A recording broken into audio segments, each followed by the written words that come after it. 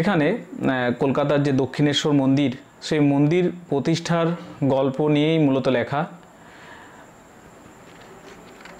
এক ঐতিহাসিক দলিল বলা যেতে পারে সঞ্জীব চট্টোপাধ্যায়ের এই লোকমাতা রানী রাসমণি রচনাটি। আমরা এই রচনার যে মূল বিষয়বস্তু রয়েছে, দেখো প্রত্যেকটি এখান থেকে তোমাদের বলবো যে এটা বেশ কয়েকবার তোমরা এটা পাঠ করবে, প্রথমত মানে বেশ কয়েকবার পড়বে এটা আর কি, এবং প্রশ্নের শেষ নেই। তোমাদেরকে কিন্তু এই টেক্সটটা খুব বেশি করে পড়তে হবে। এত বড় এবং এত তথ্য সমৃদ্ধ, ঠিক আছে। আমরা মূল বিষয়টাতেই আগে প্রথমে আলোচনায় আসছি, তারপর আমরা উৎস বা এই সব বিষয়গুলো আলোচনা করছি। আজকে প্রথমে আমরা রানী রাসমণির এই যে রচনাটি প্রথম থেকে আমরা শুরু করছি। দেখো, 1200 বঙ্গাব্দ 11ই আশ্বিন বুধবার সকালে হালি শহরে মাহিষ্য বংশে রাসমণির জন্ম। রানী রাসমণি, তার যে জন্ম তারিখটি মনে রাখতে হবে, 11ই আশ্বিন 1200 বঙ্গাব্দ। মাহিষ্য বংশ এই একটা বংশ বা একটা বিশেষ এক শ্রেণী, মূলত কৃষি প্রধান বাঙালি হিন্দু বলতে গেলে এই মাহিষ্য বংশের অন্তর্গত হয়। এক কৃষি প্রধান হিন্দু সম্প্রদায় মাহিষ্য বংশ। দরিদ্রের কন্যা, অর্থাৎ রানী রাসমণির যে পিতৃ পরিচয়, সে পিতৃ পরিচয় কিন্তু সেই পিতৃ পরিচয়ের যেটা বিষয় সেখানে আমরা জানতে পারছি দরিদ্রের কন্যা। পিতা স্থানীয়ভাবে পরিচিত ছিলেন হারু ঘরামি নামে, স্থানীয়ভাবে হারু ঘরামি নামে পরিচিত ছিল। হারু ঘরামির মেয়ে রাসমণি, মায়ের নাম রামপ্রিয়া।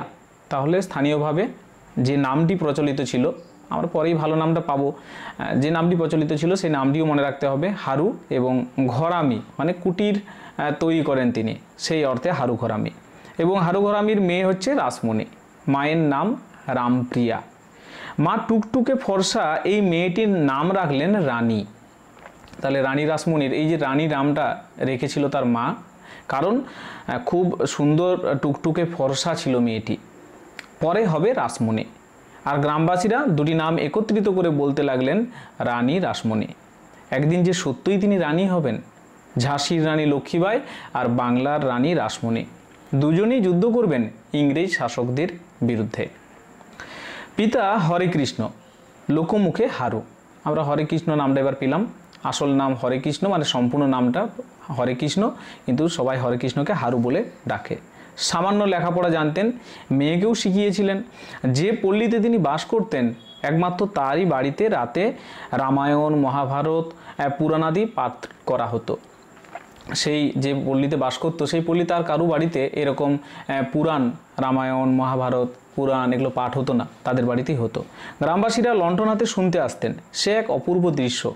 বালিকা রাসমণি অবাক হয়ে দেখতেন, অন্ধকার পথে আলোর সারি মাঠ পেরিয়ে যেন বাতাসে ভাসতে ভাসতে চলে যাচ্ছে দূর থেকে দূরে। অন্ধকারে তারা একটা আলো নিয়ে আসতো, সেই আলো নিয়ে লণ্ঠন হাতে তারা আসতো। সেই গ্রামবাসীরা যখন ফিরে যেত তখন সেই আলোটা দূর থেকে দেখতে পাওয়া যেত, মনে হতো যেন আলোর সারিগুলো মাঠ পেরিয়ে পেরিয়ে যাচ্ছে বাতাসে ভাসতে ভাসতে। আলো হাতে এসেছিল তীর্থে, এখন ফিরে যাচ্ছে সবাই দল বেঁধে। রানী রাসমণির সেই বাড়িটা হয়ে উঠেছিল তীর্থ, সেখানে রামায়ণ, মহাভারত, পুরাণ পাঠ হতো। সব মানুষের ভেতরেই যেন দুটো মানুষ থাকে। বিভিন্নভাবে আমরা বিভিন্ন ব্যস্ততার মধ্যে থাকি, যেমন এখানে প্রত্যেকটা মানুষের জীবনে বিভিন্ন রকমের বিষয় থাকে যেগুলো বাহ্যিক, মামলা, মোকদ্দমা, দলাদলি, মারামারি, অভাব, অসুখ সবই আছে, এই সমস্ত কিছু ছিল। কিন্তু রাতের আলোয় অতীতের পথ চিনে নেওয়ার আগ্রহ কিছু কম নেই। আবার রাতের আলোয় এরা ঠিক সেই অতীতকে জেনে নেওয়ার জন্য তারা ঠিক আলো নিয়ে চলে আসতো। মহাভারতের, ভাগবতের শ্রীকৃষ্ণ, রামায়ণের রাম, লক্ষ্মণ, সীতা সবাই আছেন, চিরকাল থাকবেন। রাসমণির বালিকা হৃদয়ে একটা সুখ সুখ ভাব আসে, ভীষণ একটা ভালো লাগা। বৈষ্ণব পরিবার, গলায় তুলসীর মালা, নাকের তিলক। এই তিলক আঁকার সকলেরই কিছু সময় যায়, এই তিলক আঁকতে বেশ সবারই কিছুটা সময় যায়। তা যাক, এই যে ধর্ম, রাসমণিও অতি নিষ্ঠার সঙ্গে থাকে, রাসমণি অতি নিষ্ঠার সঙ্গে নাকে, কপালে, বাহুতে তিলক আঁকতেন। সুন্দরীকে আরও সুন্দর দেখাতো। এই তিলকটা আঁকার ফলে তাকে দেখতে আরও অনেক সুন্দর লাগতো। রাসমণির মা রামপ্রিয়া বেশি দিন বাঁচেনি। রাসমণি 7 বছরে পা দিয়ে দেখলেন মা নেই। 7 বছর বয়সে মাতৃহারা হলেন, তিনি মা হারা। মাত্র 8 দিনের জ্বরে পরলোক চলে গেলেন রামপ্রিয়া। রাসমণির বয়স হলো 11 বছর। চোখে পড়ার মতো সুন্দরী। সেই সময় কলকাতায় অনেক বড় লোক। আমরা এই যে প্রথম দিকের 3টে প্যারা পেরিয়ে এলাম, এখানে রাসমণির তার জন্ম পরিচয়, পিতামাতা সম্পর্কে জানানো হলো। এবার কলকাতার পরিচয় পাচ্ছি আমরা যদি এই অংশগুলোকে একটা এরকমভাবে ভাগ ধরে নিই যে এইখানে রাসমণির জন্ম পরিচয়, পিতামাতার সম্পর্কে জানানো হলো। এরপর দেখো সেই সময়কার কলকাতা। সেই সময় কলকাতায় অনেক বড় লোক। একদিকে জোড়াসাঁকো, জানি আমরা জোড়াসাঁকো কী জন্য বিখ্যাত। অন্যদিকে রয়েছে জানবাজার, মাঝখানে রয়েছে মানিকতলা। জোড়াসাঁকোতে রয়েছেন ঠাকুরবাড়ির প্রিন্স দ্বারকানাথ, ঠাকুরবাড়ির প্রতিষ্ঠাতায় প্রিন্স দ্বারকানাথ রবীন্দ্রনাথ ঠাকুরের পিতামহ, এরপর দেবেন্দ্রনাথ, তারপর রবীন্দ্রনাথ। সেই প্রিন্স দ্বারকানাথ যিনি জোড়াসাঁকো ঠাকুরবাড়ির প্রতিষ্ঠাতা। মানিকতলায় সেই সময়ে ছিলেন রাজা রামমোহন। আমরা জানি রামমোহনের যে জনপ্রিয়তা, তার যে বিখ্যাত কাজ দেশের জন্য, সমাজের জন্য। সংস্কৃত কলেজে সেই সময় ঈশ্বরচন্দ্র বিদ্যাসাগর।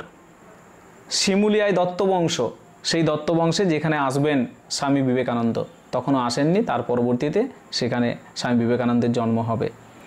বিদেশিরাও এসে গেছেন আস্তে আস্তে।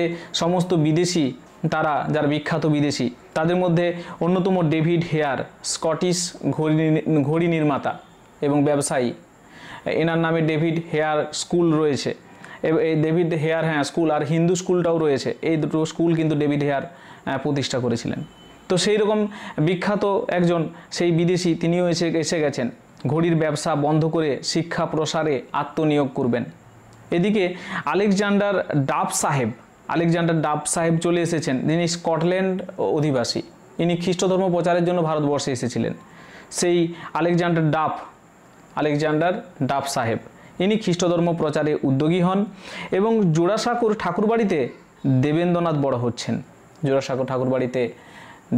বড় হচ্ছেন। ব্রাহ্ম সমাজের দরজা এইবার খুলবে।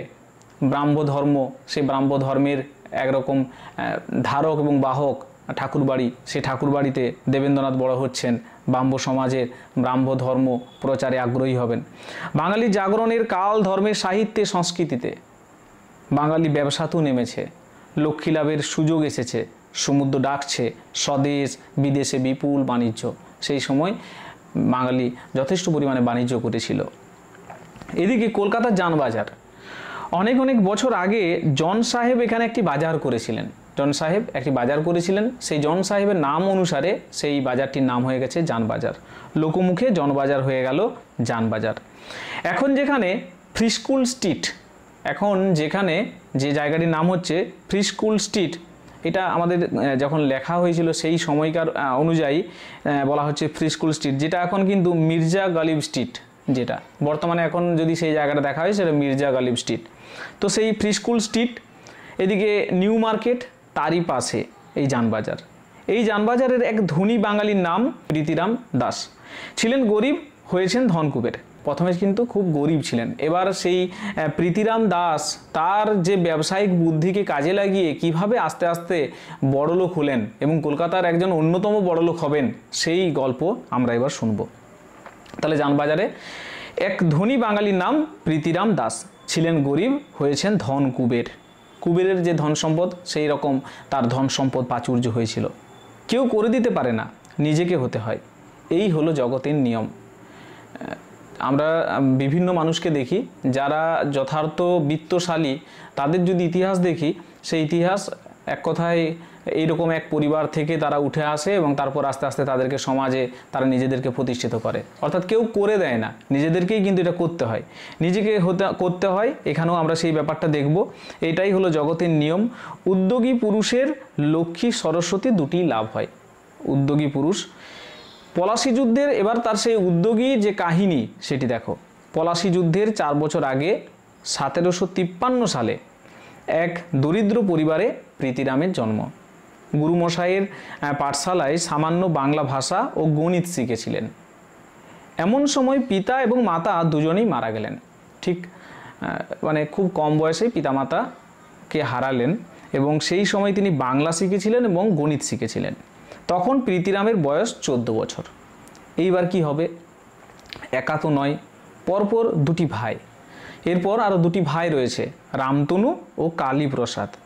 14 বছরের দাদা মহা চিন্তায় পড়লেন, ভাগ্যদেবীর পরীক্ষা, এবার কি হবে? জানবাজারে সেই সময় বাস করছেন বিখ্যাত জমিদার মান্নাবাবু। মান্নাবাবু বেশ ভালো বিখ্যাত জমিদার। সেই পরিবারের গৃহিণী প্রীতিরামের এক পিসি। সেই পরিবারের যে গৃহিণী তিনি কিন্তু প্রীতিরামের এক পিসি হন। প্রীতিরাম তার দুই ভাইকে নিয়ে এই মান্না পরিবারে আশ্রয় নিলেন। একরকম বাধ্য হয়ে পিতৃহারা মাতৃহারা হয়ে তার দুই ভাইকে নিয়ে এই মান্না পরিবারে গেলেন, কারণ মান্না পরিবারের যে গৃহিণী তার পিসি হন। উদ্যোগী প্রীতিরাম জীবনের কাছে হার স্বীকার করবার জন্য জন্মাননি। তাহলে এই উদ্যোগী প্রীতিরাম, অন্য কেউ হলে হয়তো এবার কিছুই করার নেই, বাবা নেই মা নেই, হয়তো জীবনটা অন্যভাবে চালিয়ে নিয়ে যেত, কিন্তু প্রীতিরাম কিন্তু সেরকম নয়। ইতিহাসের উপাদান, ইংরেজির কলকাতা, চতুর্দিকে টাকা উঠছে, ধরতে পারলেই ধনী। প্রীতিরাম অল্প কাজ চলা গোছের ইংরেজি শিখে, প্রথমে অল্প কাজ চলা গোছের ইংরেজি শিখলেন, তারপর দালালি শুরু করলেন। তাহলে আমরা প্রীতিরামের জীবনটা দেখো, প্রীতিরাম একদম একটা গরিব পরিবার, বাবা নেই মা নেই, মানে একদম নিজেকে কিভাবে তুলছেন। সেখানে প্রথমে দালালি শুরু করলেন, বিভিন্ন রকম দালালির কাজ শুরু করলেন ও ফোর্ট উইলিয়াম দুর্গে রসদ জোগাবার কাজে নেমে পড়লেন। ফোর্ট উইলিয়াম দুর্গ, সেই ফোর্ট উইলিয়াম দুর্গে সেখানে গিয়ে তাদেরকে রসদ জোগাড় করছেন, তাদের রসদ দিচ্ছেন, প্রয়োজনীয় যেগুলো প্রয়োজন সেই সমস্ত বিষয় দিচ্ছেন। আমরা আরেকটু পড়ি, তারপরে এই রসদের ব্যাপারটা বলছি। ইংরেজ সৈন্যদের মাল সরবরাহ, ইংরেজ সৈন্যদের বিভিন্ন রকমের মাল সাপ্লাই করছেন। ফোর্টের এক পদস্থ ইংরেজ কর্মচারীর সুনজরে পড়লেন প্রীতিরাম সেখানে ওই ফোর্ট উইলিয়াম দুর্গের এক পদস্থ ইংরেজ কর্মচারীর বেশ ভালো নজরে পড়ে গেল। দেখলো যে তো বেশ ভালো ব্যবহার, ভালো কাজ করতে পারছে, ভাগ্যের চাকা ঘুরে গেল। তিনি ওই সাহেবের সঙ্গে ঢাকায় গেলেন। সাহেবের সুপারিশে নাটোর রাজদরবারে উচ্চ পদে অধিষ্ঠিত হলেন। সেই সময় পর্ব, যে সময় পর্বে বাংলাদেশ এগুলো আলাদা করে কিছু ছিল না, তাহলে অনায়াসে তিনি সেই সময় চলে গেলেন ঢাকাতে। সেই ঢাকায় গিয়ে সেখান থেকে তিনি কাজ শুরু করলেন। ফোর্টের এক পদস্থ কর্মচারী এই যে তার এই সহায়তাটা, মানে তিনি দেখলেন যে এর দ্বারা কিছু করা যাবে, সম্ভব হবে, এবং সেই জন্য এইখানে গিয়ে বলা হচ্ছে ভাগ্যের চাকা ঘুরে গেল। আমাদের এই গল্পটা যে নেওয়া হয়েছে, এটার যে উৎসটা, এই ভাগ্যের চাকা ঘুরে গেল, এটা উৎস, এখান থেকে এই উৎসটার প্রসঙ্গটা এখানে কিন্তু রয়েছে। তিনি ওই সাহেবের সঙ্গে ঢাকায় গেলেন, সাহেবের সুপারিশে নাটোর রাজদরবারে উচ্চ পদে অধিষ্ঠিত হলেন এবং প্রচুর টাকা রোজগার করে 1777 খ্রিস্টাব্দে আবার কলকাতায় ফিরে এলেন। সেখানে তিনি কাজ করছেন এবং প্রচুর টাকা রোজগার করছেন। তারপর 1777 খ্রিস্টাব্দে কলকাতায় ফিরে এলেন, তখন তার বয়স হয়েছে 24। যুবক প্রীতিরাম, তাহলে 14 বছরের বয়স থেকে দীর্ঘ লড়াইয়ের মাধ্যমে ইংরেজের দুর্গে বিভিন্ন রকমের রসদ সরবরাহ করার কাজে, দালালি কাজ, ইংরেজদের বিভিন্ন রকমভাবে কাজ, যতটা হেল্প করতে পারা যায়, যে কোনো কাজ, এখানে ঠিক উল্লেখ করা নেই কী রসদ জোগাড় করতেন। ইংরেজদের বিভিন্নভাবে মাল সরবরাহ করতেন, ইংরেজদের যা যা প্রয়োজন ছিল, এইসব কাজ করতে করতে এক ইংরেজের এরকমভাবে সুনজরে পড়ে গেল এবং তারপর তিনি চলে গেলেন ঢাকায়। সে ঢাকাতে গিয়ে নাটোর রাজবংশ, সেখানে এক উচ্চ পদে তিনি স্থান পেয়ে গেলেন এবং প্রচুর টাকা রোজগার করার পর যখন 24 বছরের মতো বয়স, কলকাতায় ফিরে এসেছেন। যুবক প্রীতিরাম যথেষ্ট বিত্তশালী। আশ্রয়দাতা মান্না পরিবারের যুগল মান্নার 11 বছরের মেয়ের সঙ্গে তার বিবাহ হলো। এবার সেই মান্না পরিবারে যুগল মান্নার 11 বছরের, মানে যেটা এবার বলতে পারা যায় যে মান্না পরিবার, সেই মান্না পরিবারে যুগল মান্না বলে যিনি রয়েছেন, তার 11 বছরের মেয়ের সঙ্গে তার বিবাহ হলো। যৌতুক হিসাবে পেলেন জানবাজারের কয়েকখানা বাড়ি এবং 16 বিঘা জমি। সেই সময় পর্বে তিনি যে যৌতুকটি পেয়েছেন, সেই যৌতুকটি যথেষ্ট বড় যৌতুক, এবং এই যৌতুকটা পাওয়ারও মূল কারণ রয়েছে, কারণ তিনি তার যে মানে সেই সময় ওই কম বয়সের মধ্যে যে পরিমাণে টাকা পয়সা রোজগার করেছিলেন এইভাবে। আর মান্না পরিবারে তার পিসি থাকলেও এখানে মান্না পরিবারেরই অন্য একজন যিনি যুগল মান্না তার নাম, তার 11 বছরের মেয়ের সাথে তার বিবাহ হলো। যৌতুক হিসাবে পেলেন জানবাজারের কয়েকখানা বাড়ি এবং 16 বিঘা জমি, পরপর 2টি পুত্র লাভ করলেন। 1779 সালে প্রথম পুত্র হরচন্দ্র এবং 1783-তে দ্বিতীয় পুত্র রাজচন্দ্র। মনে রাখতে হবে এই তথ্যগুলো। তাহলে দুই পুত্র, প্রথমত হরচন্দ্র, তারপর হচ্ছে রাজচন্দ্র। প্রীতিরামের ভাগ্য তরতর করে এগোচ্ছে। প্রীতিরাম আস্তে আস্তে তার ভাগ্য এগোচ্ছে, কলকাতাও ক্রমশ জমজমাট হচ্ছে। প্রীতিরাম আমদানি রপ্তানির ব্যবসা শুরু করলেন। 1787 সালে বার্ন কোম্পানির মুৎসুদ্দি হলেন। মুৎসুদ্দি মানে করণিক, অর্থাৎ হিসাব রক্ষক। এই হিসাব রক্ষক হয়ে বার্ন কোম্পানির কাজ শুরু করলেন। মুৎসুদ্দি এখানে বলি দেওয়া হচ্ছে, মুৎসুদ্দি একটি আরবি শব্দ, বাংলা অর্থ হচ্ছে প্রধান প্রতিনিধি। প্রধান প্রতিনিধি হিসাবে কাজ করছেন, মানে ওনাকে ওই সমস্ত দায়িত্বটা, দেখাশোনার দায়িত্বটা তাকে নিতে হতো, হিসাব রক্ষক ছিলেন তিনি। নাটোর রাজের অধিকারস্থ কয়েকটি পরগনা খাজনা বাকি পড়ায় নিলামে উঠল। সেই ঢাকার সেই নাটোরে যে অধিকারস্থ কয়েকটি পরগনার খাজনা বাকি পড়ায় সেগুলো নিলামে উঠল। 1800 সাল প্রীতিরাম দেওয়ান শিবরাম সান্যালের সহায়তায় 19,000 টাকায় মকিমপুর পরগনাটি কিনে নিলেন। আস্তে আস্তে তার একটি সম্পত্তি বাড়তে শুরু করলো। তিনি দেওয়ান, সেই সময় বিভিন্ন একরকম বড় রাজারা অন্য রাজাদের দেওয়ান নিযুক্ত করতেন, মানে তারা সেখানে রাজস্ব আদায় করত।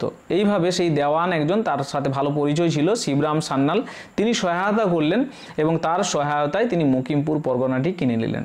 ছোট ভাই কালীপ্রসাদকে এই পরগনার নায়েব নিযুক্ত করলেন। তিনি সেখান থেকে জানবাজারে কি হলো না, তাহলে সেই ঢাকার সেই নাটোরে চলে গেল কালীপ্রসাদ। এবার সেখান থেকে ব্যবসা শুরু হলো। সেখান থেকে জানবাজারের বাড়িতে বাঁশ, কাঠ, মাছ চালান দিতে লাগলেন। প্রীতিরাম ওইসব পণ্য বিক্রির জন্য বেলেঘাটায় একটি আড়ত খুললেন। সেখানে অনেক বাঁশ সেকালে একসাথে অনেক বাঁশ বেঁধে নদীতে ভাসিয়ে আনা হতো। একে চলিত কথায় বলা হতো বাঁশের মাড়। এটাকে বলা হতো বাঁশের মাড়। এই কথাটা, অর্থাৎ অনেকগুলো বাঁশ একসাথে ভাসিয়ে নিয়ে আসা হতো, এটাকে বলা হতো বাঁশের মাড়। এবং বংশ ব্যবসায়ীগতভাবে প্রীতিরাম ব্যবসাগত উপাধি লাভ করলেন মাড়। প্রীতিরাম মাড়, এইভাবে তার নামটা একটা উপাধি হিসাবে ব্যবহৃত হতো। এই সময়ে বেলেঘাটায় তিনি একটি লবণের আড়ত স্থাপন করলেন এবং ধন লাভের সব পথই খুলে গেল। অনাথ প্রীতিরাম কলকাতায় তখন 1 নম্বর বড়লোক। সেই অনাথ প্রীতিরাম আজ এরকমভাবে তাকে সে একটা সর্বোচ্চ জায়গায় গিয়ে পৌঁছে গেল। প্রীতিরাম তার 2 পুত্রকে সেই যুগানুসারী লেখাপড়া শেখাতে শুরু করলেন। কলকাতায় সেই সময় শিক্ষার আলোক জাগছে, ছেলেদের বিবাহ দিলেন। বড় ছেলে হরচন্দ্র, এইখানে তার 2 পুত্র। এবার সেই 2 পুত্রের মধ্যে তাদেরকে যথেষ্ট ভালোভাবে লেখাপড়া শেখালেন এবং বড় ছেলে হরচন্দ্র, তার কিন্তু এত সুখ, এত প্রাচুর্য বেশি দিন তিনি ভোগ করতে পারলেন না। নিঃসন্তান স্ত্রীকে রেখে চিরবিদায় নিলেন অকালে। 1802 সালে কনিষ্ঠ পুত্র রাজচন্দ্রের বিবাহ দিলেন। বছর না পেরোতেই স্ত্রী বিয়োগ, রাজচন্দ্র। তাহলে প্রীতিরাম দাসের 2 সন্তান, হরচন্দ্র, রাজচন্দ্র। হরচন্দ্র বিয়ের পর মারা গেলেন আর কি, তার সন্তান ছিল না। আর অপরদিকে রাজচন্দ্র 1802 সালে প্রথম বিবাহ করছেন। বছর পেরোতে না পেরোতেই স্ত্রী বিয়োগ হচ্ছে। পরের বছর আবার বিবাহ, আবারও সে একই ব্যাপার।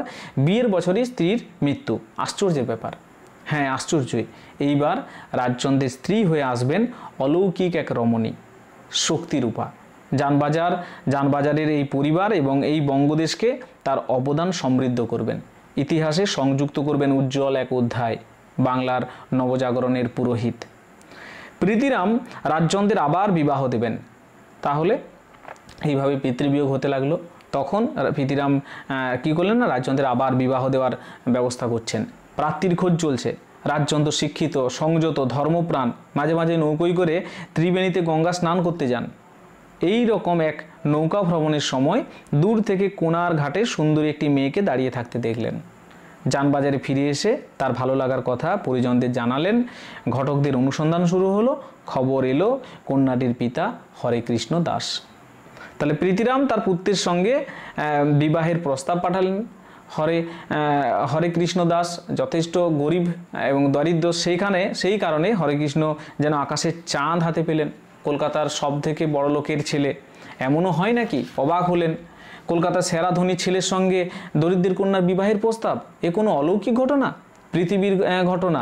তবুও বলতে হয়, ছেলেবেলায় যখন বয়স আরও কম, তখন রাসমণি ডুমুরের ফুল দেখেছিলেন। একটা কাল্পনিক বিষয় যে ডুমুরের ফুল কেউ দেখতে পায় না, আসলে হয়ই না হয়তো, কিন্তু এখানে আমাদের গল্প অনুযায়ী রয়েছে যে রাসমণি নাকি ডুমুরের ফুল কম বয়সে দেখেছিলেন, যা সাধারণত দেখা যায় না। তার মা বলেছিলেন, সে কি রে রানী, তুই তাহলে সত্যি রানী হবি, তার মা বলেছিল। আজ রানী রাসমণি সত্যই কলকাতার সব থেকে সেরা পরিবারে তার বিয়ে হচ্ছে, অর্থাৎ রানীর সম্মান পাচ্ছে। তার দেখা হলো না, অর্থাৎ তার মায়ের তার রানী হওয়াটা দেখা হলো না। 1804 সালে রাজচন্দ্রের সঙ্গে রাসমণির বিবাহ হলো। সমারোহ, ধুমধাম, এ কি শুধু বিবাহ? প্রথমে তাই, শেষে ইতিহাস। তখন আর প্রীতিরাম, রাজচন্দ্র, যানবাজার নয়, 19বিংশ শতাব্দী ও রানী রাসমণি। তাহলে এইভাবে প্রীতিরাম তার যে জীবন, সেই জীবন আস্তে আস্তে এগিয়ে যাচ্ছে।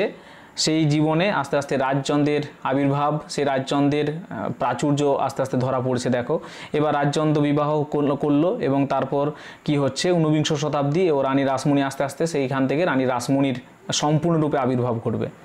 প্রীতিরামের জীবনদশায় রাজচন্দ্র ও রাসমণির দুটি কন্যা হলো। প্রীতিরাম তখন জীবিত, সেই সময় রাজচন্দ্র এবং রাসমণির দুটি কন্যা হলো, একটির নাম পদ্মমণি আর অপরটির নাম কুমারী। 1813 সালে প্রীতিরাম যানবাজারের বর্তমান সুবৃহৎ পারিবারিক আবাস নির্মাণের কাজ শুরু করেন। 1813 সালে প্রীতিরাম যানবাজারে তাদের যে বর্তমান যে সুবৃহৎ পারিবারিক আবাসটি, সেই আবাসটা নির্মাণ কাজটা শুরু করেছিলেন। প্রীতিরাম যানবাজারের বর্তমান সুবৃহৎ পারিবারিক আবাস নির্মাণের কাজ শুরু করেন। 1817 সালে 64 বছর বয়সে প্রীতিরাম দাস পরলোক গমন করেন। 1817 সালে বয়স হয়েছিল 64 বছর। সেই সময় স্থাবর অস্থাবর সম্পত্তি মিলিয়ে তার সমগ্র সম্পত্তির পরিমাণ ছিল 6.5 লক্ষ টাকা। সেই সময়কালে দাঁড়িয়ে 6.5 লক্ষ টাকা, যে টাকাতে তিনি কলকাতার সব থেকে সেরা বড় লোক। প্রীতিরামের সুযোগ্য পুত্র রাজচন্দ্র আধুনিক শিক্ষায় শিক্ষিত, আধুনিক মনোভাবাপন্ন, কুসংস্কার মুক্ত, উদার প্রকৃতির যুবক। পিতার ব্যবসা এবং সম্পত্তির হাল ধরলেন। ইংল্যান্ডে কলভিন কাউই কোম্পানিকে এজেন্ট নিযুক্ত করে তিনি এদেশ থেকে তসরের চাদর, মৃগনাভি, আফিম, নীল প্রভৃতি বিলেতে রপ্তানি করতে লাগলেন। এগুলো তখন রপ্তানি করা যেত, যেগুলো রপ্তানি করা যেত, যেগুলো এখন বর্তমানে যেগুলো অনেকগুলোই আইনের আওতায় পড়ে যায়। এখন দেখো, সেই সময় তিনি কি করছেন, প্রীতিরামের সুযোগ্য পুত্র কিন্তু রাজচন্দ্র। এবার আস্তে আস্তে রাজচন্দ্রের যে কার্যকলাপ, রাজচন্দ্র সম্পূর্ণরূপে তার বিভিন্ন কাজগুলো আমরা এবার দেখতে পাবো। মানে আমরা এই জায়গা থেকে রাজচন্দ্রের বিষয়টা নিয়ে বেশি করে, যদিও তার পূর্ব থেকে একরকম শুরু হচ্ছে তার বিয়ের যে ব্যাপারগুলো সেখান থেকে, কিন্তু এখান থেকে আস্তে আস্তে তার কাজ। তিনি কি করলেন না, পিতার ব্যবসা সম্পত্তির হাল ধরলেন এবং তারপর ইংল্যান্ডের সব থেকে ভালো একটি কোম্পানি, সেই কোম্পানিকে এজেন্ট নিযুক্ত করলেন। নামটি হচ্ছে কলভিন কাউই, এবং তিনি এদেশ থেকে সেই কোম্পানি মারফত তসরের চাদর, মৃগনাভি মানে একটা কস্তুরী সেন্ট, যেটা মৃগের নাভি থেকে তৈরি হয়, সেই মৃগনাভি এবং আফিং, নীল প্রভৃতি বিলেতে রপ্তানি করতে লাগলেন। প্রখর ব্যবসা বুদ্ধি, সেই রকম উদ্যোগী অবশ্যই ভাগ্যবান। একটি উদাহরণ, তিনি নিলামে 25,000 টাকায় আফিং কিনে সেই দিনেই 75,000 টাকায় বিক্রি করে দিলেন। একদিনে 50,000 টাকা লাভ। ক্রমশ এইভাবে ক্রমশ ধন জন, তারপর বিত্ত বৈভব অর্থাৎ সম্পত্তির পরিমাণ বাড়ছে। সকলেরই প্রত্যয়, ঘরে এসেছেন লক্ষ্মী, সবাই বলছেন যে হ্যাঁ ঘরে লক্ষ্মী এসেছেন, তাই এইভাবে সম্পত্তি বাড়ছে। নাম তার রাসমণি, রাজচন্দ্রের সুযোগ্য সহধর্মিণী। পিতার পরলোক গমনের বছরেই রাসমণি পেলেন তার তৃতীয় কন্যা করুণাময়ীকে। পদ্মমণি, কুমারী আর করুণাময়ী, এবার 3 কন্যা। পরের বছরই বড় মেয়ের বিবাহ দিলেন। যানবাজারের এই বৃহৎ পরিবার ক্রমশ এক অদৃশ্য ঐতিহাসিক ভবিষ্যতের দিকে চলেছে। অর্থাৎ পরের বছর পদ্মমণির বিবাহ হলো। সেখানে অর্থের সঙ্গে ধর্মের মহামিলন ঘটাবেন রানী রাসমণি। আস্তে আস্তে ইতিহাসের দিকে যাচ্ছে। 1819 সালে রাসমণি একটি পুত্র সন্তান পেলেন, কিন্তু মৃত। 4 বছর পরে এলো কনিষ্ঠ কন্যা জগদম্বা। পরবর্তীকালে এর ভূমিকাও ইতিহাসে চিহ্নিত হবে। 1831 সালে তৃতীয় কন্যা করুণাময়ী পরলোক গমন করলেন। তাহলে এইভাবে তার যে কন্যা সন্তান এবং তাদের যে জন্ম এবং মারা যাওয়া, বিবাহ, এগুলো কিন্তু মনে রাখতে হবে। দেখো এখানে আমরা দেখতে পাচ্ছি যে ঘটনাটি ঘটলো 1831 সালে তৃতীয় কন্যা করুণাময়ী পরলোক গমন করলেন এবং তার বিয়ে দিয়েছিলেন সেই তার যে স্বামীর নাম হচ্ছে মথুরা মোহন বিশ্বাস ও একমাত্র পুত্র ভূপাল চন্দ্র। তাদেরকে রেখে দিয়ে গেলেন। এই মথুরা মোহনও কিন্তু একদিন ইতিহাস হবেন, ইনিও যথেষ্ট বিখ্যাত মানুষ। সেই দিন আসন্ন, ভবিষ্যতের সাজঘরে চরিত্ররা প্রস্তুত হচ্ছেন। সেই কারণেই মথুরা মোহন জানবাজার থেকে মুক্তি পেলেন না, যে হ্যাঁ তার স্ত্রী মারা গেল, আস্তে আস্তে তিনি বাদ পড়ে গেলেন না, তিনিও ইতিহাস হবেন। সেই কারণে 1833 সালে রাজচন্দ্র কী করলেন না, কনিষ্ঠ কন্যা জগদম্বার সাথে মথুরা মোহনের বিবাহ দিলেন। এই মানুষটি নব্য বাংলার আলোকপ্রাপ্ত এক চরিত্র। এইভাবে যদি প্রশ্নগুলো আসে, এই মানুষটি নব্য বাংলার এক আলোকপ্রাপ্ত চরিত্র, কাকে বলা হচ্ছে? মথুরা মোহন বিশ্বাসের কথা বলা হচ্ছে। দেখো শ্রীরামকৃষ্ণ পরমহংসদেবের একনিষ্ঠ ভক্ত কিন্তু ইনি। রাজচন্দ্রের অনেক অবদান, প্রচুর উপার্জন, বিষয় সম্পত্তি, প্রচুর দান ধ্যান, সৎকার্য ও অর্থব্যয়, তিনি 10-12 জন ছাত্রীর সমস্ত খরচা চালাতেন। তার দাম্পত্য জীবনে এসেছিল স্বর্গের সুখ, শান্তি ও পূর্ণতা। স্ত্রীর অনুরোধে কলকাতায় গঙ্গায় নির্মাণ করিয়ে দিলেন সুন্দর এক স্নানঘাট, যা বর্তমানে বাবুঘাট নামে পরিচিত। সেই বাবুঘাট যেটি কিন্তু তিনি নির্মাণ করে দিয়েছিলেন, অর্থাৎ রাজচন্দ্র স্ত্রীর অনুরোধে নির্মাণ করে দিয়েছিলেন। 2 বছরের মধ্যে তৈরি করে দিলেন ঘাটে যাওয়ার জন্য সুন্দর একটি রাস্তা। পরপর হতে লাগলো আরও জনহিতকর কাজ, বেলেঘাটায় খাল খনন, একটার পর একটা তার যে কাজ, রাজচন্দ্রের কাজগুলো এবার মনে রাখতে হবে। বেলেঘাটায় খাল খনন, নিমতলায় পুরনো ঘাট ও মুমূর্ষু নির্বাস নির্মাণ, মুমূর্ষু যারা আসবে তাদের একটা থাকার জন্য সেই নিমতলাতে একটা বাড়ি, আহিরিটোলায় ঘাট তৈরি, তারপর মেটকাপ হলে অর্থ সাহায্য। মেটকাপ হল একটা ঐতিহ্যবাহী ভবন, সেই ভবনে অর্থ সাহায্য করলেন। হিন্দু কলেজে এবং দুর্ভিক্ষ ভাণ্ডারে দান করলেন। এই রকম বিভিন্ন জনহিতকর কাজের জন্য ইস্ট ইন্ডিয়া কোম্পানি রায় উপাধি দিলেন, রাজচন্দ্রকে রায় উপাধি দিলেন 1833 সালে। কিন্তু আর মাত্র 3 বছর এই ব্রতচারী কর্মময় বদান্য সমাজসেবী মানুষটি পৃথিবীকে বিদায় জানাবেন 1836 সালে মাত্র 53 বছর বয়সে। 53 বছর বয়সে রাজচন্দ্রের জীবনাবসান ঘটবে। আর কি আশ্চর্য, ওই বছরেই কামারপুকুরে এলেন গদাধর চট্টোপাধ্যায়, অর্থাৎ শ্রী রামকৃষ্ণ পরমহংসদেব। এরপর এইবার প্রকাশিত হলো রাসমণির ব্যক্তিত্ব। এবার আস্তে আস্তে রাজচন্দ্রের জীবনাবসানে ধীরে ধীরে রাসমণির ব্যক্তিত্ব প্রকাশ পাবে। শুধু জানবাজারে নয়, সমগ্র বঙ্গে শুরু হলো রাসমণির যুগ। সেই কালে স্বামীর পারলৌকিক শ্রাদ্ধে খরচ করলেন 55,000 টাকা, যেটা সেই সময়ে দাঁড়িয়ে অনেক পরিমাণ টাকা। তারপর বিপুল সম্পত্তির দায়িত্বভার তুলে নিলেন নিজের হাতে। অনেকেরই সন্দেহ তিনি কি পারবেন দেশের বিভিন্ন প্রান্তে ছড়িয়ে থাকা বিপুল জমিদারির রক্ষণাবেক্ষণ।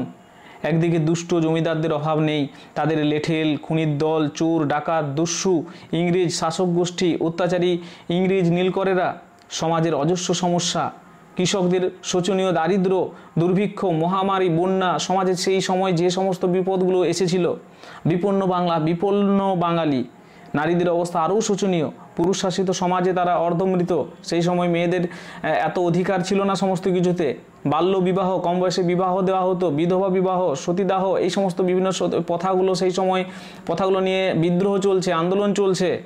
রাসমণির বিচক্ষণতা, ক্ষাত্র তেজ মানে ক্ষত্রিয় তেজ, দুর্দান্ত সাহস, কূটনৈতিক বুদ্ধি অচিরেই ঝলসে উঠবে।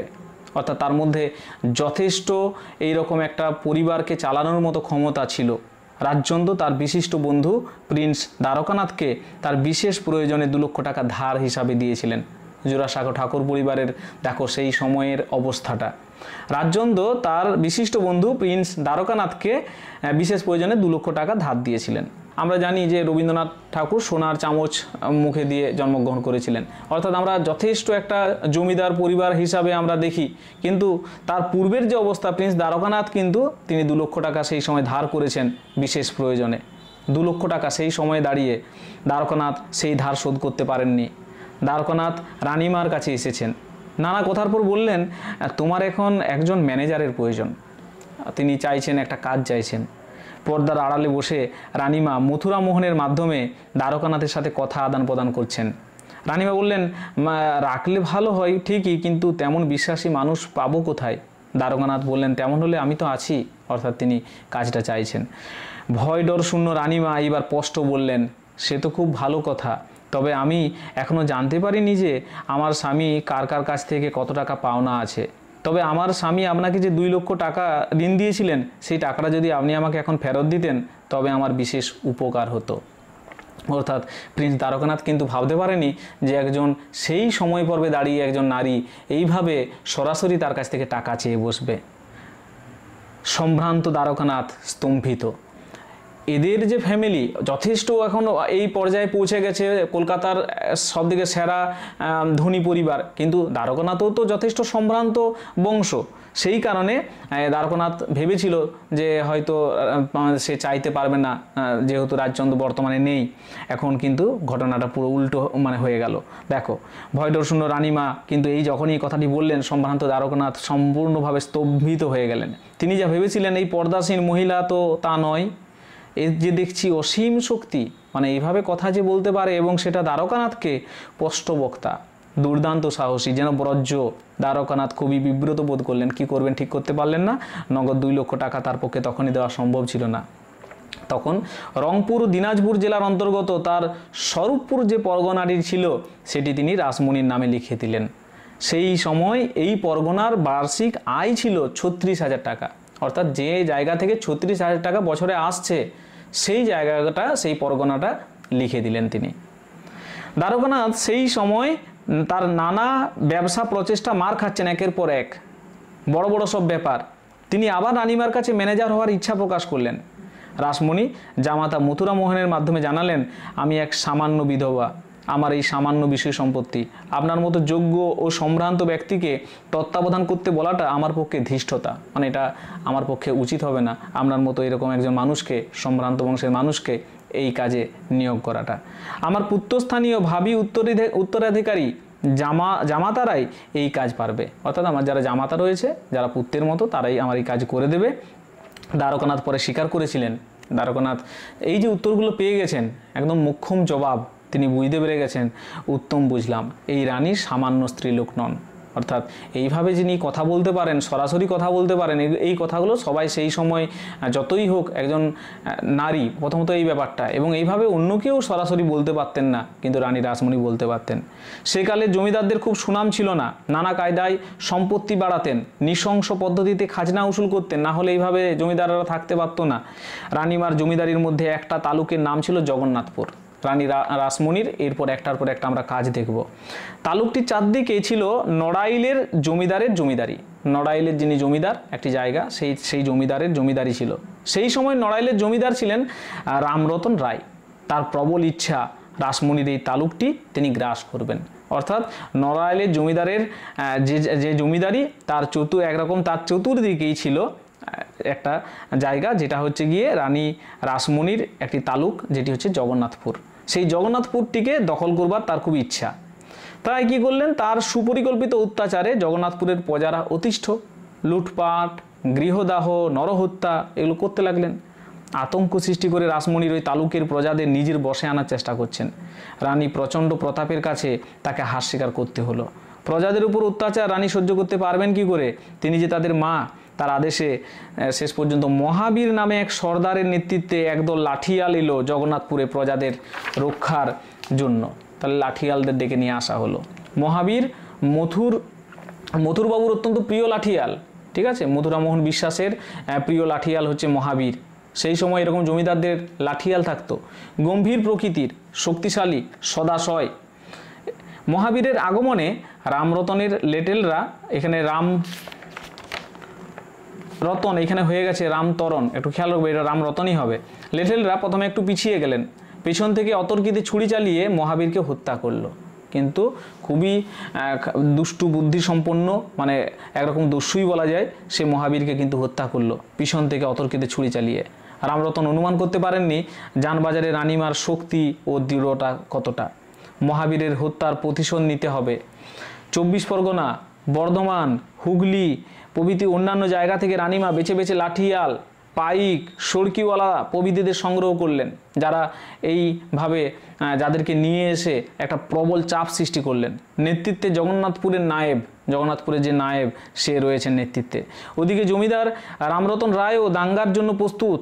রানিমার বাহিনীর কৃষ্ণকায় ভীষণাকার বলশালী যোদ্ধারা সব একটা একটা করে অস্ত্র নিয়েছে। টাঙ্গি, বল্লম, বর্ষা, লাঠি, সরকি, কুঠার ইত্যাদি অস্ত্রে সজ্জিত হয়েছে এবং জয় মায়ের জয়, জয় রানিমা, রানী রাসমণির জয় এই ধ্বনিতে আকাশ বাতাস পুরো কাঁপিয়ে ঝাঁপিয়ে পড়ার জন্য প্রস্তুত।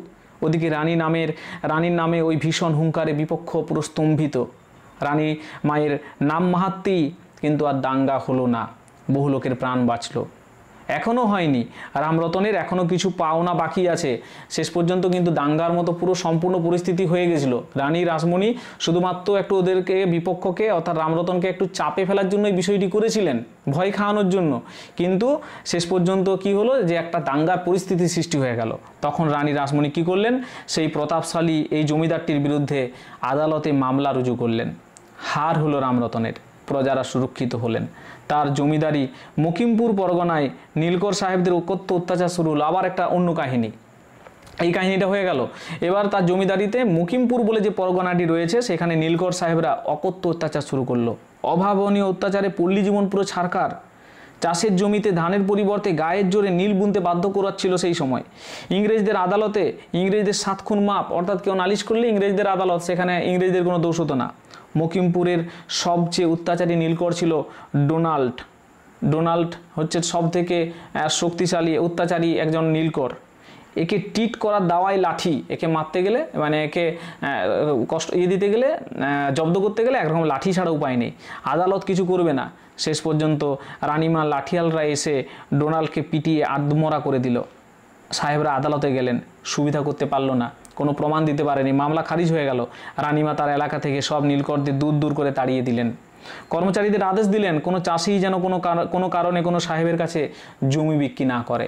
এটা না যদি জমি বিক্রি না করে তাহলে এইভাবে আর তাদেরকে নীল চাষ করতে বাধ্য করতে পারবে না। পরে যা বিদ্রোহের আকার নেবে, বঙ্গে নীল বিদ্রোহ হবে, তার সূচনা করেছিলেন বাংলার রানী রাসমণি। বাংলার রানী রাসমণি এভাবেই দেখালেন যে তোমরা যত বিপদে পড়ো এভাবে জমি বিক্রি করো না, তাহলেই সম্ভব। এবং শেষ পর্যন্ত ইংরেজদের বিরুদ্ধে যে নীল বিদ্রোহ তার একরকম সূচনা করলেন রানী রাসমণি। ইংরেজ শাসকদের বিরুদ্ধে তার লাগাতার আইনি সংগ্রাম। প্রজা স্বার্থ বিরোধী কিছু করলেই প্রজারা দেখতেন রানী তাদের পাশে দাঁড়িয়ে রয়েছেন পুরো রক্ষা কর্ত্রীর মতো। আবার একটি ঘটনা দেখো, গঙ্গায় জেলেরা মাছ ধরতে চাইলে জলকর দিতে হবে। সেই সময় ইংরেজরা শুরু করলো যে গঙ্গায় যদি জেলেরা মাছ ধরে তাহলে একটি কর দিতে হবে, সেটির নাম হচ্ছে জলকর। এইভাবে যুগে যুগে বিভিন্ন কারণে এইভাবে করের ব্যবস্থা চলে, এখনও চলে বিভিন্ন কারণে। প্রথমে দরিদ্র মৎস্যজীবীরা প্রতিকারের জন্য শহরে গণ্যমান্য ব্যক্তিদের সাহায্য চাইলেন। প্রথমে কি হলো না, দরিদ্র মৎস্যজীবী যারা তারা প্রতিকারের জন্য শহরের গণ্যমান্য ব্যক্তিদের সাহায্য চাইলেন। প্রথমে মৎস্যজীবী যারা তারা ভাবলো যে যারা শহরে গণ্যমান্য মানুষ রয়েছে তাদের কাছে বলে যদি কোনোভাবে এই বিপদ থেকে রক্ষা পাওয়া যায়। কিন্তু প্রবল প্রতাপ ইংরেজ সরকারকে ঘাটাবার সাহস কারো হলো না। তখন তারা ভাবলেন এই বিপদে আমাদের একজনই আছেন, তিনি হচ্ছেন রানীমা। এবার আর লাঠি নয়, বুদ্ধি। রানীমা সরকারের কাছ থেকে জেলেরা গঙ্গায় যে অংশে মাছ ধরে অর্থাৎ হাওড়ার যে অংশটি সেটি হচ্ছে ঘুষুড়ি থেকে মেটিয়া বুরুজ পর্যন্ত, সেটাকে 10,000 টাকায় ইজারা নিলেন। অর্থাৎ সেই জায়গাটা তিনি একরকম ব্যবহার করার একটা অনুমতিপত্র পেয়ে গেলেন। ইংরেজ সরকার টাকা ছাড়া আর কোনো কিছু বোঝে না। রানী রাসমণি টাকা দিলেন, গঙ্গা লিজ মঞ্জুর হলো। এই যে লিজে নেওয়া যেটা সেটাই হচ্ছে ইজারা। এইবার আসল খেলা। রানীমা তার কর্মচারীদের আদেশ দিলেন লিজে নেওয়া গঙ্গার ওই অংশটা এপার থেকে ওপার লোহার মোটা চেন দিয়ে ঘিরে দাও, পুরো গঙ্গার ওই জায়গাটি মোটা চেন দিয়ে ঘিরে দাও। এবার যদি গঙ্গাকে চেন দিয়ে ঘিরে দেওয়া হয় তাহলে সব থেকে যেটা অসুবিধা হবে সেটা হচ্ছে ইংরেজদের জাহাজগুলো যেতে পারবে না, যেটা ব্যবসা বাণিজ্যের পথে বাধা সৃষ্টি করবে। ওই অংশটুকু আমার। গঙ্গা বন্ধনে সরকারের টনক নড়ল, জাহাজ নৌকা চলাচল বন্ধ। রানীমার কৃপায় জেলেরা মনের আনন্দে মাছ ধরছেন। সরকারের দপ্তর থেকে নোটিশ এলো, জলপথ কেন বন্ধ করা হয়েছে কারণ দর্শাও, অর্থাৎ শোকজ নোটিশ এলো। মাল চলাচলের অসুবিধে করে বাণিজ্যিক ক্ষতি সাধন করা অপরাধ বলে গণ্য হবে না কেন? এইটা রানীমা এইভাবে যে সরকারের যে বিভিন্ন মালপত্র এগুলো বাণিজ্য করতে পারছে না, এটা তো একটা অপরাধ। এইভাবে রানীমা অপরাধ করছেন। রানীমা কিন্তু ভয় ডর নেই, লড়াই তিনি চালিয়ে যাচ্ছেন। লড়াই করছেন শশাগরা ইংরেজ সরকারের সঙ্গে, অর্থাৎ সেই সময় ইংরেজরা পুরো একদম সাগরের মতো, প্রচুর ইংরেজদের পুরো সমস্ত দিকে ইংরেজরা রয়েছে।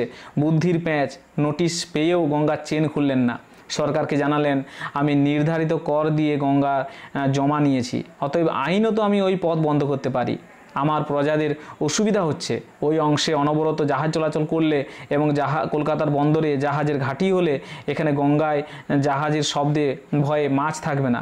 প্রজাদের এই ক্ষতি এড়াবার জন্যই আমি এখানে জাহাজ আসতে দিতে পারি না। অর্থাৎ আমি যে জন্য নিয়েছি যাতে আমার প্রজারা মাছ ধরতে পারে, সেটাই যদি না হয়, অর্থাৎ আমি এই জন্য কিন্তু আসতে দিতে পারি না জাহাজ। এই অকাট্য যুক্তির কোনো উত্তর সরকারের মাথা থেকে বেরোলো না এবং তখন আবার আপোষ হলো। রানীমা বললেন, গঙ্গা জমা নেওয়ার ইচ্ছা আমার আদৌ নেই, আমি শুধু গরিব জেলেদের মুখ চেয়েই এই অংশটি জমা নিয়ে কোনো রকম কর ছাড়াই তাদের মাছ ধরতে দিতাম। সরকার যদি আগের মতো কর ছাড়াই আবার জেলেদের মাছ ধরতে দেন তাহলে আমি পথ খুলে দিতে রাজি আছি। সরকার প্যাচে পড়ল, প্যাচে পড়ে সরকার জলকর তুলে দিতে বাধ্য হলেন। রানীমার লিজের পুরো টাকা ফিরিয়ে দিলেন, গঙ্গা বন্ধন মুক্ত হলো। জেলেরা পেলেন করমুক্ত মাছ ধরার অধিকার। আজও যা বহাল আছে, আজও কিন্তু গঙ্গায় অনায়াসে জেলেরা মাছ ধরতে পারে। সারা বাংলায় রানীমার নামে ধন্য ধন্য পড়ে গেল, সকলের মুখে মুখে একটি গান। এইভাবে প্রশ্ন আসতে পারে, অনেক প্রশ্ন, আমরা তো আর বললাম না, প্রত্যেকটা তথ্য থেকে প্রশ্ন আসতে পারে, তো প্রশ্নের শেষ নেই। এখানে ধরো এইভাবে সকলের মুখে মুখে একটি গান, এটা একটু অন্যরকম বলে বলছি। এবার গানের যে প্রথম অংশটা অবশ্যই মনে রাখবে, ধন্য রানী রাসমণি রমণীর মণি, বাংলায় ভালো যশ রাখিলে আপনি। খুব সহজ, দেখো, দিনের দুঃখ দেখে কাঁদিলে আপনি, দিয়ে ঘরের টাকা পরের জন্যে বাঁচালে প্রাণী, যে যশ রাখিলে তুমি হইয়ে রমণী, ঘরে ঘরে তোমার নাম গাইল দিবস রজনী। এইভাবে সেই সময় সকলের মুখে মুখে এই গানটি ঘুরতে লাগলো। জানবাজারের বিশাল সাতমহলা বাড়িতে খুব হঠাৎ দুর্গাপূজা। এবার আর একটি কাহিনী, সেই কাহিনীটি কি না, জানবাজারে একটা বিশাল সাতমহলা বাড়িতে খুব ঘটা করে দুর্গাপূজা হয়। জানবাজার থেকে বাবুঘাট পর্যন্ত রাস্তাটি রাজচন্দ্রই করিয়েছিলেন। যে রাস্তাটা আমরা পূর্বেই জেনেছি যে বাবুঘাট নির্মাণ করে দিয়েছিলেন এবং তারপর রাস্তা করে দিয়েছিলেন সেই রাজচন্দ্র, সেই জানবাজার থেকে বাবুঘাট পর্যন্ত যে রাস্তাটি রাজচন্দ্র নির্মাণ করে দিয়েছিলেন, জানবাজারের সম্পত্তি। এবার সপ্তমীর সকালে কি হলো না, ঢাকঢোল সহযোগে পুরোহিতরা ওই পথ দিয়ে নবপত্রিকা স্নান করাতে নিয়ে যাচ্ছেন। রাস্তার পাশে একটি বাড়িতে এক সাহেবের ঘুম ভেঙে গেল। তিনি চিৎকার করছেন, স্টপ ইট, বন্ধ করো এটা। রানীমা এই প্রতিবাদ আদৌ বিচলিত না হয়ে নির্দেশ দিলেন, আমাদের ধর্ম, এটা আমাদের বিধান, এটা আমরা করব। ধর্মে সাহেবী হস্তক্ষেপ, যা হচ্ছে তাই হবে, আরও বেশি হবে। 3 দিন ওই রাস্তায় ভোরবেলা প্রবল শোরগোল হতে লাগলো, আরও জোরে জোরে বাদ্যবাজনা। অপমানিত সাহেব রাসমণির বিরুদ্ধে মামলা করলেন। আদালতে রানীমার উকিল পেশ করলেন দলিল। তিনি দেখালেন যে এই রাস্তাটা আমাদের, গ্যারিসন অফিসারের মঞ্জুর করা দলিল। সেই সময়ের একজন বড় অফিসার এটা সেই দলিলটা করেছিলেন, গ্যারিসন অফিসারের মঞ্জুর করা দলিল। রাজচন্দ্র দাসকে রাস্তা করার জন্য আর্মি ওই জমি দিয়েছিল। রাসমণি বলে পাঠালেন, আমার খাসের রাস্তা, অর্থাৎ আমার নিজের জমি, আমার যা ইচ্ছা আমি তাই করব। সরকার বাধা দিলে সে যে খরচে রাস্তা করিয়েছি তার দ্বিগুণ খরচে রাস্তা উচ্ছেদ করব। তবুও সরকারি আদেশ অমান্য করার অপরাধে তখন 50 টাকা জরিমানা হলো। রানীমা জরিমানা দিলেন। তারপর বড় বড় মোটা মোটা গরান কাঠ দিয়ে জানবাজারের বাড়ি থেকে বাবুঘাট পর্যন্ত পুরো রাস্তা দৃঢ়ভাবে বেড়া দিয়ে আটকে দিলেন। অন্য রাস্তার সঙ্গে যোগাযোগ সব বন্ধ হয়ে গেল। কি হচ্ছে বোঝার আগেই কাজ শেষ। রানীমার কর্মীরা এতটাই তৎপর, মানে কেউ কিছু বুঝতে পারার আগেই কাজ শুরু হতো, শেষ হয়ে যেত, এবং তাদের সংখ্যাও প্রচুর। ইংরেজ সরকার এবার কি করবে করো, ইংরেজি একটা ভাষাই রয়েছে, টিট ফর ট্যাট, অর্থাৎ যেমন তেমন একটি কাজ আর কি।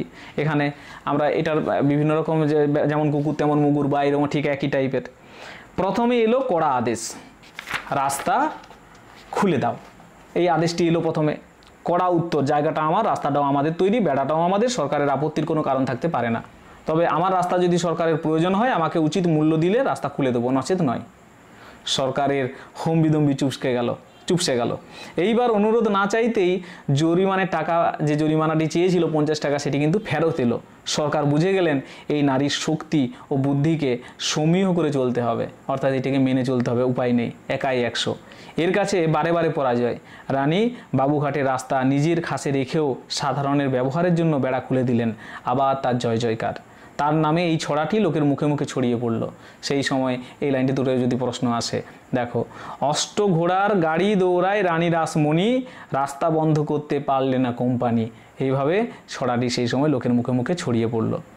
এবার 1857 সাল, সিপাহী বিদ্রোহের কাল, ইংরেজদের নড়ে চড়ে বসার কাল। বড়সড় এক ধাক্কা। রানীমা রাজনীতি, সমাজনীতি ইত্যাদি খুব ভালো করে বুঝতেন। তিনি জানতেন এদেশ থেকে ইংরেজদের সহজে হটানো যাবে না, তাদের রাজবুদ্ধি প্রবল। 1857 সাল, 1947 স্বাধীনতা আসছে, অর্থাৎ সেই সময়কালটা দেখো। 1857 সালের 29 মার্চ ব্যারাকপুরে ক্যান্টনমেন্টে সিপাহী মঙ্গল পাণ্ডের বিদ্রোহ সারা ভারতে আগুনের মতো ছড়িয়ে পড়ল। সেই সময় বলছেন যে 1857 সালে 29 মার্চ ব্যারাকপুরে যে ক্যান্টনমেন্ট ছিল, অর্থাৎ সেনানিবাস ছিল, সেইখানে সিপাহী মঙ্গল পাণ্ডের বিদ্রোহ করলো, সেইখানে সিপাহী মঙ্গল পাণ্ডে, এবং সেই তার বিদ্রোহ পুরো ভারতে ছড়িয়ে পড়লো। বহু ক্ষয়ক্ষতি, মৃত্যু, দমন, পীড়ন।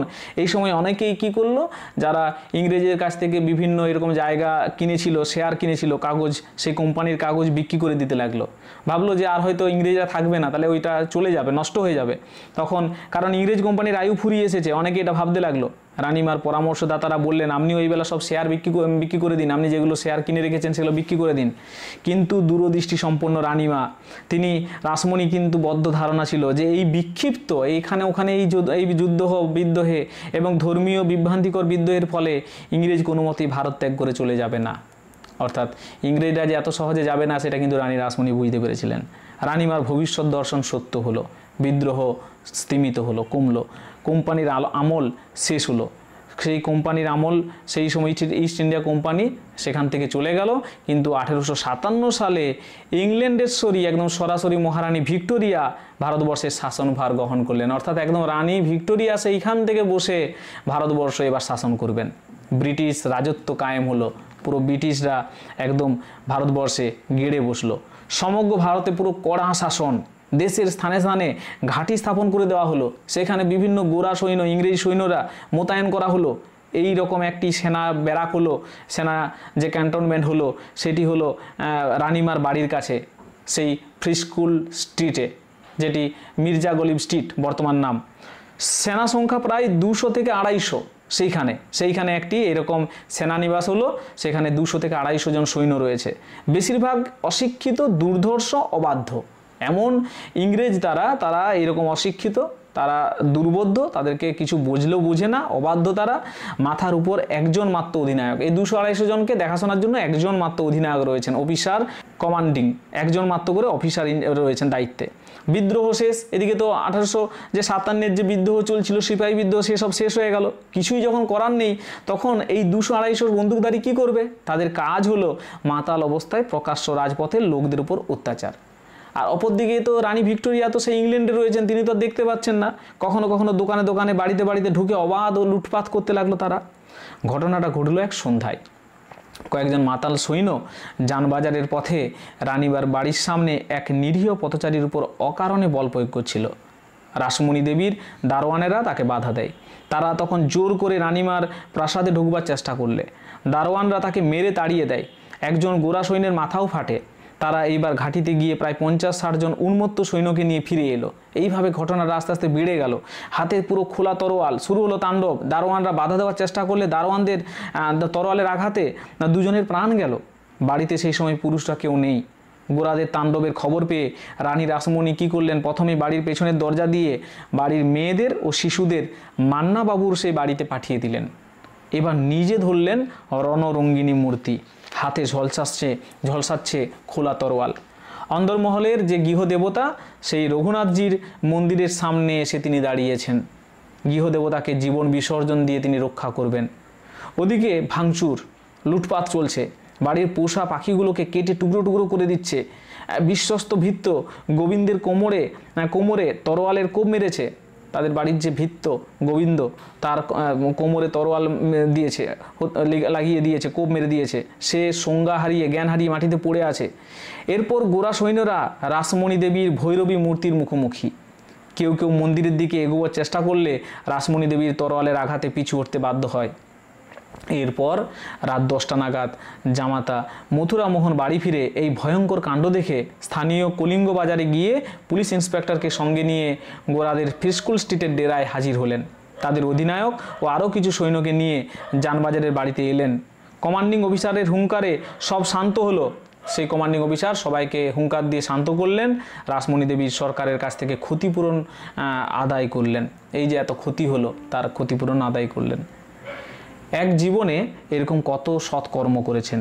বহু বিবাহ সেকালের একটা সামাজিক ব্যাধি, একজন পুরুষ একাধিক বিবাহ করতে পারত। এই কুলীন প্রথা বন্ধের জন্য আন্দোলন চলছিল। রাসমণি দেবী এই আন্দোলনের পক্ষে তৎকালীন ব্যবস্থাপক সমাজে বহু বিবাহ রোধের একটি আবেদনপত্র পেশ করেন। তার জনকল্যাণমূলক কাজের তালিকা দীর্ঘ। এগুলো কিন্তু আমাদের একটু মনে রাখতে হবে যে কাজের যে তালিকা, সুবর্ণরেখা নদীর পরপার থেকে বহু অর্থব্যয়ে তীর্থযাত্রীদের জন্য পুরী পর্যন্ত একটি প্রশস্ত পথ তৈরি করলেন। জন্মস্থান কোনা গ্রামে একটি স্নানঘাট নির্মাণ করলেন। নিমতলা যে মহাশ্মশান, সেই মহাশ্মশানে গঙ্গা যাত্রীদের জন্য বহু টাকায় একটি প্রাসাদতুল্য ঘাট নির্মাণ করলেন। আরও অনেক ঘাট, কালীঘাটের আদিগঙ্গায় বাবুগঞ্জ নির্মাণ করলেন। টোনার খাল খনন করিয়ে মধুমতি নদীর সাথে গঙ্গার সংযোগ সাধন ঘটালেন। বেলিয়াঘাটা ও ভবানীপুরে বাজার স্থাপন করলেন। বিভিন্ন কলেজে অর্থ সাহায্য করেছিলেন। এইরকম সব কাজ করলেন। সব কাজের সেরা কাজ হলো তিনি মন্দির হয়ে গেলেন, অর্থাৎ দক্ষিণেশ্বর কালী মন্দির, যে উদ্যানে ঘটবে বাংলার নবজাগরণ। সেই ভাব আন্দোলনের প্রবাহ ছড়িয়ে পড়বে সমগ্র বিশ্বে। কালের ইতিহাসে তার নাম জ্বলজ্বল করবে। 1847 সাল তিনি কাশী যাবেন। তাহলে এই সময়টা আমাদের মনে রাখতে হবে। 1847 সাল তিনি কাশী যাবেন। নৌবহর প্রস্তুত, তিনি স্বপ্নাদেশ পেলেন। তাহলে তিনি কাশী যাওয়ার জন্য প্রস্তুত হচ্ছেন 1847 সাল। সেই সময় তিনি একটা স্বপ্নের আদেশ পেলেন, কাশীতে কাশী থাক, এই গঙ্গার তীরে আমি তোমার পুজো নেব। বারাণসী যাওয়ার জন্যে কলকাতার ঘাটে তখন 25টি বজরা সুসজ্জিত ছিল। সেই 25টি বজরাই ছিল মজুত করা খাদ্য। সেই সময় বঙ্গদেশে ঘোর দুর্ভিক্ষ এবং মহামারী। সেই সময় রানীমার আদেশে বজরায় মজুদ সমস্ত খাদ্যদ্রব্য দরিদ্রদের মধ্যে বিতরণ করে দেওয়া হলো। রানীমা স্বপ্নাদেশ পেলেন যে এই গঙ্গার ঘাটেই তিনি দেখা দেবেন, এবং সেই কারণে তিনি কি করলেন না, পুরী যাওয়া বন্ধ করলেন এবং তার যে সমস্তই বজরাতে যা খাদ্যদ্রব্য ছিল সব সেগুলো বিতরণ করে দিলেন। রানী রাসমণির জামাতা মথুরা মোহনকে স্থান নির্বাচন ও দেবালয় নির্মাণের ভার দেওয়া হলো। তিনি সেই ভার অর্পণ করলেন। জমি পাওয়া গেল, যে কোথায় হবে না, গঙ্গার তীরে খুঁজতে খুঁজতে সেই দক্ষিণেশ্বর ভাগীরথীর তীরে, সেখানে রয়েছে ইস্ট ইন্ডিয়া কোম্পানির বারুদাগার। ইস্ট ইন্ডিয়া কোম্পানির বারুদাগার দক্ষিণে রয়েছে, মানে সেখানে যত বারুদ রাখা থাকে। কলকাতার সুপ্রিম কোর্টের অ্যাটর্নি জেমস হেস্টি সাহেবের দোতলা কুঠিবাড়ি সমেত 54.5 বিঘা জমি। জমিটার পরিমাণ হচ্ছে 54.5 বিঘা। সেই জমিটা সুপ্রিম কোর্টের অ্যাটর্নি মানে আইন রক্ষক, তিনি নাম হচ্ছে জেমস হেস্টি। সেই হেস্টি সাহেবের দোতলা কুঠিবাড়ি সমেত 54.5 বিঘা জমি। 42,500 টাকায় এই সম্পত্তি কেনা হলো। 54.5 বিঘা জমির দাম ছিল সেই সময় 42,500 টাকা। পূর্ব দিকে এবং বাড়ি সমেত পূর্ব দিকে কাশীনাথ চৌধুরীদের জমি রয়েছে এবং পশ্চিমে রয়েছে গঙ্গা, আর উত্তরে রয়েছে সরকারি বারুদখানা, সরকারি ইস্ট ইন্ডিয়া কোম্পানি সেই বারুদ যেখানে কক্ষিগত থাকে। দক্ষিণে রয়েছে জেমস হেস্টির কারখানা, জেমস হেস্টির একটি কারখানা রয়েছে। এই বিশাল উদ্যানটির পূর্বে মালিক ছিলেন যিনি, তার নাম হচ্ছে জন হেস্টি। দেখো আমরা যেটা পেলাম যে সুপ্রিম কোর্টের অ্যাটর্নি তিনি হচ্ছেন জেমস হেস্টি আর জন হেস্টি দুজন আলাদা মানুষ। এই বিশাল যে বাগানটির কথা পেলাম সেই বাগানটির মালিক ছিলেন জন হেস্টি। নাম ছিল সাহেবান বাগিচা। সাহেবের বাগিচা অর্থে সাহেবান বাগিচা। তিনি কুঠি বাড়িতে বাস করতেন। তার ইচ্ছা ছিল এখানে একটি চটকল করবেন। সেই কলের বিভিন্ন রকম যন্ত্রপাতি কেনার জন্য তিনি বিলেতে যাওয়ার পথে জাহাজে তার মৃত্যু হলো। জেমস হেস্টি ছিল, তাহলে জন হেস্টি মারা গেলেন, আর জেমস হেস্টি ছিল তার অ্যাটর্নি। তার অ্যাটর্নি মানে হচ্ছে গিয়ে তার আইন রক্ষক। রানীমাতার কাছ থেকে এই সম্পত্তি কিনলেন। এবার সেই সম্পত্তির যেহেতু দেখাশোনার দায়িত্বে ছিলেন অ্যাটর্নি, সেই জেমস হেস্টির কাছ থেকে পুরো সমস্ত সম্পত্তিটা কিনে নিলেন এবং মুসলমানদের যে কবরডাঙ্গা, গাজী পীরের স্থান, পুষ্করিণী, আমবাগান সব ঢুকে গেল ওই সম্পত্তির মধ্যে। জমিটি ছিল কুর্ম পৃষ্ঠাকৃতি, কুমিরের পিঠের মতো। শাস্ত্র মতে শক্তি দেবীর প্রতিষ্ঠার সর্বোত্তম স্থান। এখানে শাক্ত সাধনার জন্য এটা সব থেকে সেরা জায়গা। আমরা বুঝতেই পারছি যে কালীময় যেহেতু দক্ষিণেশ্বর মন্দির কিসের জন্য বিখ্যাত, সেই শাস্ত্রমতে শক্তি মন্দির প্রতিষ্ঠার এটি একটি সর্বোত্তম স্থান। কুর্ম পৃষ্ঠাকৃতি ছিল এই জমিটি। এই বিরাট বিষয়টি কেনা হলো 1847 সালের 6ই সেপ্টেম্বর। সেই বছরই শুরু হলো মন্দির নির্মাণের কাজ। দায়িত্বে রইলেন তৎকালের নামকরা বিলিতি ঠিকাদারি সংস্থা। তাহলে এই যে মন্দিরটা, এই মন্দিরটা নির্মাণের জন্য সবথেকে ভালো একটি ঠিকাদারি সংস্থা, যার নাম হচ্ছে ম্যাকিনটশ অ্যান্ড বার্ন, তার দায়িত্ব দেওয়া হলো। এই মন্দির নির্মাণের সময় লেগেছিল 7 থেকে 8 বছর। নির্মাণ কাজ শেষ হলো 1854 সালে। 1847 সালে কাজ শুরু হলো, 1854 সালে কাজ শেষ হলো। অনেক শাস্ত্রীয় বাধা পেরিয়ে মন্দির প্রতিষ্ঠা হলো 1855 সালের 31শে মে, যেটা বাংলায় 1262 বঙ্গাব্দের 18ই জ্যৈষ্ঠ, স্নান যাত্রার দিন, যেদিন স্নান যাত্রা। বিরাট বিপুল অভাবনীয় সমারোহ সেদিন।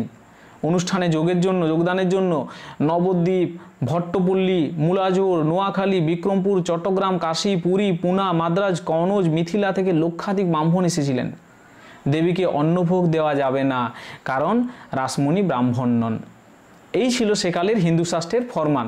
হিন্দু শাস্ত্র অনুযায়ী মা কালীকে তিনি ভোগ দিতে পারবেন না। স্বপ্নাদিষ্ট রানীমাতা এই বিধান মানবেন কেন? মন্দির নির্মাণের শুরুর দিন থেকে তিনি তো ব্রতচারী, তাপসীর জীবন ধারণ করেছেন, কঠোর নিয়মে নিষ্ঠায় নিজেকে বেঁধেছেন। শেষ মুহূর্তে সমাধানের পথ বের করে দিলেন কামারপুকুরের পণ্ডিত রামকুমার চট্টোপাধ্যায়। কামারপুকুর, সেই কামারপুকুরের যিনি পণ্ডিত, তার নাম হচ্ছে রামকুমার চট্টোপাধ্যায়। শ্রীরামকৃষ্ণের জ্যেষ্ঠ ভ্রাতা।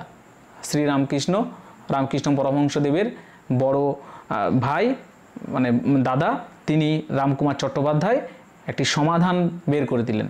প্রতিষ্ঠার দিন রামকুমারী দেবীকে অন্নভোগ নিবেদন করবেন। রানী রাসমণি মহানন্দে পরম উৎসাহে অন্নদান যজ্ঞ করলেন।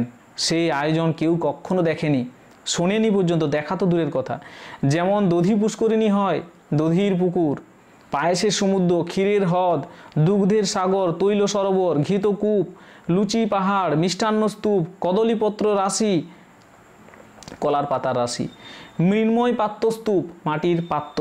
সেই কালে মোট 9 লক্ষ টাকা খরচ হলো। সেদিন উদ্বোধনের দিন, মন্দির প্রতিষ্ঠার আগের দিন থেকে শুরু হয়েছিল নানা উৎসব, যাত্রা, কালী কীর্তন, ভাগবত পাঠ, রামায়ণ গান। উৎসবের দিন দাদা রামকুমারের সঙ্গে শ্রীরামকৃষ্ণ উপস্থিত ছিলেন। পরবর্তী সময়ে উৎসব রাত্রির বর্ণনা প্রসঙ্গে স্বয়ং শ্রীরামকৃষ্ণদেব জানিয়েছেন, বিরামহীন আনন্দ, অসংখ্য আলোকমালায় দেবালয়ের সর্বত্র দিনের মতো উজ্জ্বল। রানী যেন রজতগিরি তুলে এনে এখানে বসিয়ে দিয়েছেন। রজতগিরি অর্থাৎ কৈলাস পর্বতকে তুলে এনে যেন এখানে বসিয়ে দিয়েছেন। এই মন্দির সংলগ্ন উদ্যানের যে পঞ্চবটিতে শুরু হবে আর কয়েকদিনের পরেই শ্রীরামকৃষ্ণের যুগান্তকারী সাধনা, যতমত ততপথ। ইংরেজি শিক্ষার আলোকপ্রাপ্ত উচ্চবংশীয় একদল যুবক সাধক অবতার পরমহংস শ্রী শ্রী রামকৃষ্ণদেবের আহ্বানে সাড়া দিয়ে এই দেবালয়ে আসবেন। এই তপভূমি থেকেই উদিত হবেন স্বামী বিবেকানন্দ। তিনি বিশ্বের দরবারে প্রতিষ্ঠা করবেন ভারত ধর্ম। প্রবক্তা যুগাবতার শ্রীরামকৃষ্ণ। এই মন্দির সব কর্মকাণ্ডকে ম্লান করে দিয়ে হয়ে উঠবে এক অনির্মাণ শিখা। দক্ষিণেশ্বর, মা কালী, রানী রাসমণি, মথুরামোহন, শ্রীরামকৃষ্ণ, এক অদ্ভুত সংযোগ। কি না হবে এই দক্ষিণেশ্বর মন্দিরে।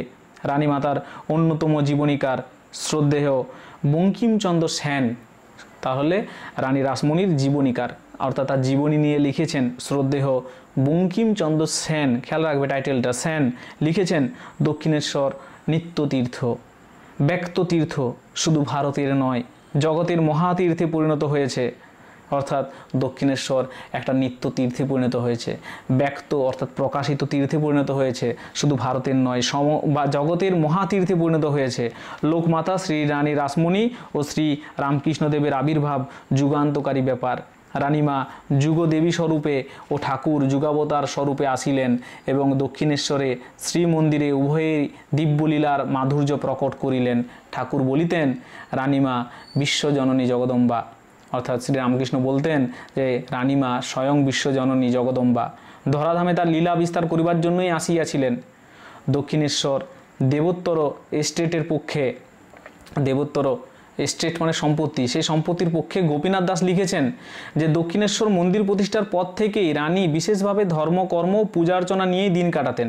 জমিদারি দেখাশোনার ভার জামাতাদের, জানবাজারের বাড়িতে বেশি থাকতেন না, অধিকাংশ সময়ই কখনো একা কখনো বা সপরিবারে দক্ষিণেশ্বর মন্দিরে কাটাতেন। দাদার পরলোক গমনের পর তিনি মাত্র 11 মাস এই নতুন মন্দিরের পূজারীর দায়িত্ব সামলেছিলেন। রামকৃষ্ণদেব পূজারী হলেও রানীমা রামকৃষ্ণদেবের মধ্যে অসাধারণ ধর্মভাব দেখে তাকে যথেষ্ট শ্রদ্ধাভক্তি করতেন, নিকটে বসে ধর্মকথা শুনতেন। অনেক সময় আবার রামকৃষ্ণদেবের মুখে ভজন ও অন্যান্য ধর্মসঙ্গীত শুনতেন। রামকৃষ্ণদেব রানীর মধ্যে অপরিসীম ধর্মভাব দেখে তাকে যথেষ্ট শ্রদ্ধা করতেন।